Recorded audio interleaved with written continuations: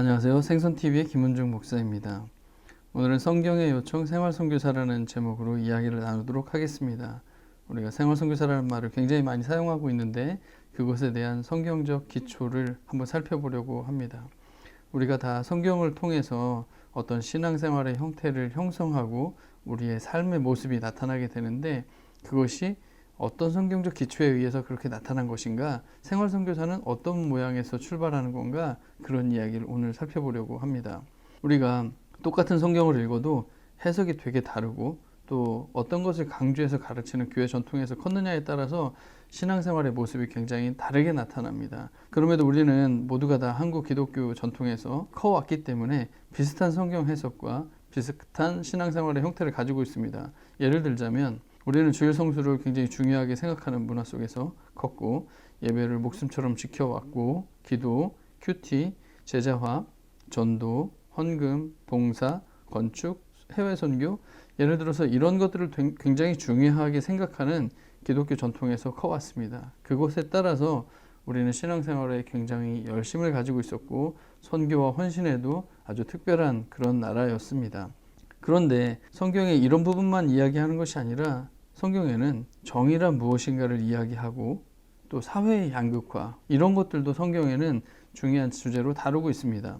공공성이라든지 사회 구조라든지 일터라든지 이런 부분들도 성경에 없는 것이 아닙니다. 그런데 우리는 이쪽 부분들에 대해서 잘 생각하지 않고 살아온 그런 전통에서 커왔습니다. 그러다 보니까 우리 신앙생활이 이렇게 교회 안에서 경건생활 중심으로 어떤 봉사활동 중심으로는 굉장히 많이 발달해 있지만 지금 문제가 많은 세상 속에서 그리스도인들이 어떤 역할을 감당하면서 살아야 되는지에 대해서는 잘 강조되지 않고 살아왔습니다. 성경이 이 모든 것을 다 이야기하고 있음에도 불구하고 우리는 한쪽 부분만 굉장히 강화해서 보아온 전통이었다는 사실입니다. 그래서 우리는 성경 전체가 말하는, 성경 전체가 우리들에게 보게 하는 그런 관점이 무엇인가, 우리가 어떤 성경적 관점으로 세상을 봐야 되는가, 그런 관점을 가질 필요가 있다는 것입니다. 기독교 세계관, 성경적 세계관은 크게 이 네 가지 기둥에 의해서 세워져 있습니다. 창조, 타락, 구속, 종말이라고 하는 것입니다. 기독교는 성경은 세상이 창조되었는데 타락되었고 그리고 구속이 진행되고 결국엔 종말이 온다는 이야기로 성경 이야기가 전체로 가득 차 있습니다. 우리는 그 가운데 이 타락과 구속 중심으로 많이 이야기를 해왔습니다. 사람이 죄를 지었고 이제 그리스도가 필요하다, 이런 이야기 중심으로 해왔기 때문에 어쩔 수 없는 그런 좁은 관점을 많이 가질 수밖에 없었습니다. 그래서 이 전체를 한번 살펴보면서 그 관점을 가질 필요가 있겠다 싶습니다. 우선 창조부터 이야기하자면 우리는 창조를 생각하면 제일 먼저 첫째 날, 둘째 날, 셋째 날을 생각하게 됩니다. 하나님이 그날 무엇을 창조하셨는가, 이것이 왜 그렇게 중요하게 어릴 때 가르쳤는지 잘 모르겠습니다. 그런데 정말 그것이 중요한 것일까요? 이런 면을 생각해 볼 수 있을 것 같습니다. 의식주가 전혀 걱정이 없는 세상, 사람이 태어나서 사람이 창조되어서 눈을 처음 떴을 때 맞이한 첫 번째 세상은 의식주 걱정이 전혀 없는 세상이었습니다. 하나님이 그렇게 우리에게 선물을 주셨습니다.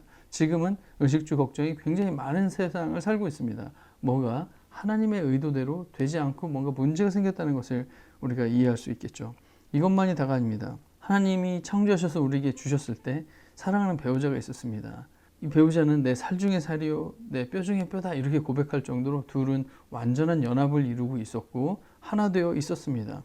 그런데 이것만으로도 또 충분하지가 않아서 하나님 우리들에게 뭘까지 주셨냐면 일이라는 것까지 주셨습니다. 의식주 걱정이 전혀 없고 사랑하는 배우자가 있고, 그리고 하나님이 이 세상을 다스리시고 통치하시는데 우리에게 이 일을 대신 맡기셔서 동물들의 이름을 짓는다든지 땅을 다스리는 일이라든지 문화를 만들어내는 일이라든지 이 모든 일을 아주 창의적으로 자율적으로 감당하도록 우리에게 일이라는 걸 허락해 주셨다는 것입니다. 이것은 절대 인간이 죄를 지었을 때 주신 것이 아닙니다. 너가 선악과를 먹었으니까 너는 일이나 해 라고 한 그런 저주를 주신 것이 아니라 이것은 굉장히 특별한 선물이었고 축복이었습니다. 그런데 지금의 일은 어떻습니까? 많이 달라져 있죠. 뭔가 문제가 생겼다는 것이죠. 이 창조 세상에서 기억해야 될 것 딱 한 가지밖에 없었습니다. 그것은 바로 선악을 알게 하는 나무 열매를 먹지 말라는 것이었습니다. 이 나무는 하나님과 인간의 관계를 설정하는 나무라고 할 수가 있습니다. 사람이 아무리 마음껏 할 수 있고 자기 마음대로 이름을 짓고 하나님이 주신 이 세상에서 마음껏 먹고 마음대로 다 할 수 있지만 잊지 말아야 될 딱 한 가지가 있다면 바로 우리 위에, 인간 위에 우리를 창조하신 하나님이 계시다는 것입니다. 그래서 인간이 하나님의 통치 아래 놓여져 있다는 것을 계속 인식하게 해주는 나무고, 인간은 하나님이 아니라는 것을 가르쳐주는 수단이었습니다. 그런데 타락은 본질이 뭐냐면, 이렇게 하나님과 인간의 관계가 하나님의 통치받는 그런 존재였으면 참 좋았을 텐데, 이 선악과를 먹음으로 인해서 사람이 하나님처럼 될 수 있다고 유혹을 받고, 내가 이것을 먹으면 지혜로워져서 하나님처럼 될 거야 라고 생각하는 것이죠. 더 이상 하나님의 다스림을 받는 존재가 아니라 내가 스스로 하나님이 되겠다고 하는 것이 타락의 본질입니다. 그러면 타락으로 인해서 결과가 어떻게 바뀌었을까요? 하나님과 인간의 관계가 당연히 깨어지겠죠. 그래서 인간은 에덴 동산에서 쫓겨나고 하나님과의 관계에 단절이 오고 물리적으로 죽음이 시작되는 불행의 역사가 출발되었습니다. 그런데 우리가 자꾸 착각하기 쉬운 것은 타락의 결과로, 죄의 결과로 하나님과 인간의 관계가 문제가 생겼고 그것이 전부라고 생각하는 것입니다. 그렇지 않습니다. 사람과 사람 사이에도 문제가 생깁니다. 아담과 하와가 여태까지는 그렇게 소중한, 연합된 내 몸의 일부, 내 몸과 같은 몸, 내 살 중에 살, 내 뼈 중에 뼈, 이렇게 여겼지만 자기가 그 위기를 모면하기 위해서 아내를 핑계를 대면서 아내에게 모든 책임을 전가합니다. 그래서 다른 사람을 쉽게 희생시키면서 살겠다는 이런 태도를 취하게 되면서 사람과 사람 사이에도 문제가 생기기 시작합니다. 그것뿐이 아니라 자연과 세상과의 관계도 망가지기 시작합니다. 원래 세상은 사람이 먹고 살기 좋게 좋은 나무와 열매를 맺었었는데, 타락 이후에 풀과 엉겅퀴를 내면서 먹고 살기 굉장히 어려운 환경으로 세상이 바뀌어지게 되었다는 사실입니다. 이 타락으로 인해서 이런 일들이 벌어지다 보니까 세상이 어떻게 바뀌냐면 땀을 흘려야 먹고 살게 되었다는 사실입니다. 노력 대비 결과가 아주 빈약합니다. 그러다 보니까 사람들은 노동을 최소한으로 하고 효과는 크게 얻고자 합니다. 내가 하나님처럼 누리고 싶은데 내가 아무리 일을 해도 소득이 적으니 다른 방법을 찾아본다는 사실입니다. 그러다 보니까 거짓말도 하게 되고 사기도 치게 되고 폭행도 하게 되고 강도짓도 하게 되고 사람을 죽이는 일까지 서슴지 않고 합니다. 다른 사람들에게 이런 희생을 하게 하면서 내가 유익을 얻겠다고 하는 것이죠. 그리고 이것이 좀 더 커지면 담합하고 전쟁하고 노예 삼고 그런 것들이 하나하나 발전되어서 지금 이제는 아주 무자비한 현대사회가 되었다는 사실입니다. 지금 사회는 정말 무자비합니다. 지금 우리 사회에서 일어나고 있는 많은 문제들이 결국 그냥 저 세상은 악해서 그래 라고 치부할 것이 아니라 어디에서부터 출발했느냐를 우리 그리스도인들은 바른 관점을 가질 필요가 있습니다. 세상의 문제, 지금 환경 문제가 됐든 국가 간의 어떤 권력 문제가 됐든 남북 간의 어떤 전쟁의 위협이 됐든 환경 위기가 됐든 이 모든 것들의 출발점은 위로 올라가 보면, 더 위로 올라가 보면 이 에덴 동산의 타락의 시점과 만난다는 것입니다. 지금 우리 사회에 일어나고 있는 이런 많은 문제들, 세상의 많은 문제들은 조선시대에도 있었고 고려시대에도 있었고 원시시대에도 있었고 심지어 올라가면 올라갈수록 시작점은 바로 여기라는 것입니다. 그래서 지금 우리 앞에 놓여져 있는 이 세상의 문제가 영적인 관점으로 봐야만, 하나님과의 관계에서 문제가 생겼을 때, 타락에서 문제가 생겼을 때 관계 문제도 생기고 세상 문제도 같이 출발했다고 우리가 볼 수 있어야 그리스도인이 세상에서 어떤 역할을 할 것이냐를 생각할 수가 있겠다는 것이죠.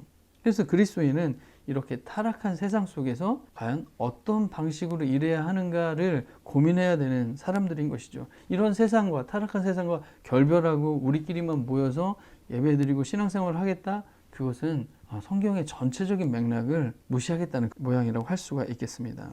이 성경은 하나님과의 관계, 그리고 세상 이웃과의 관계, 이것이 창조 시점에는 얼마나 좋았는가, 그리고 타락이 일어나면서부터 하나님과의 관계든 이웃 세상과의 관계든 이게 다 어떻게 됐는가를 보여줍니다.